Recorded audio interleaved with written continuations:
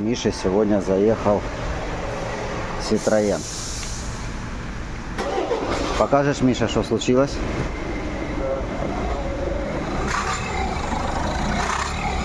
Ага. Вот такой звук у Citroën. Стучит. Стучит. Все. И что думаешь? Сейчас посмотрим. Что случилось? Нет, думаю, ничего сложного. Ничего страшного? Уверен? Нет. Ну а предположения какие? А ну расскажи. А вот как он раскрутился, сейчас поднимем, крутим, посмотрим. Хомут. Да, металлический хомут, который держит. ГФУ, Снизу. где находится фильтр, да. Ага.